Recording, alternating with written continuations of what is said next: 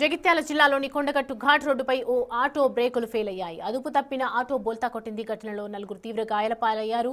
స్థానికులు వెంటనే అంబులెన్స్లో క్షతగాత్రులను జగిత్యాల ప్రభుత్వ హాస్పిటల్కు తరలించారు. కొండగట్టు ఆంజనేయ స్వామిని దర్శించుకుని తిరిగి ఆటోలో కిందకు వస్తుండగా ఈ ఘటన జరిగింది. ఆటోలోని ప్రయాణికులను గోదావరిక నివాసులుగా గుర్తించారు. సమాచారం అందుకున్న పోలీసులు ఘటనా స్థలానికి చేరుకొని పరిశీలిస్తున్నారు.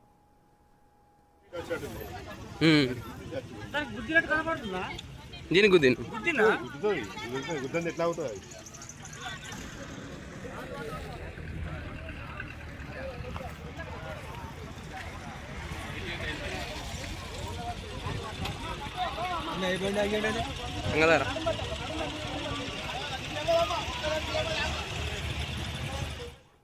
రైట్, చూస్తున్నాం కదా అటు సైడ్ నడి రోడ్డు మీద ఆటో బ్రేకులు ఫెయిల్ అయ్యి అటువైపు వెళ్ళినటువంటి దృశ్యాలు కూడా మనం చూడొచ్చు క్లియర్గా.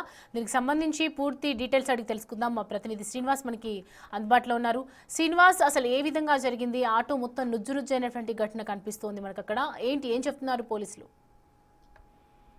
సౌమ్య, కొండగట్టు ఘాటు రోడ్డు నుంచి ఇటు కిందికి దిగేటువంటి క్రమం లోపల ఆటో యొక్క బ్రేకులు ఫెయిల్ అవ్వడం వల్లనే ఆ ఆటో అదుపు తప్పి బోల్తా పడడంతో అయితే నలుగురు ఇటు దర్శనకు వచ్చినటువంటి వారు తీవ్రంగా గాయపడ్డటువంటి పరిస్థితి కనబడుతుంది. అయితే గతం లోపల బస్సు ప్రమాదం జరిగినటువంటి నేపథ్యం లోపల ఇటు పలు జాగ్రత్తలు కూడా తీసుకున్నారు.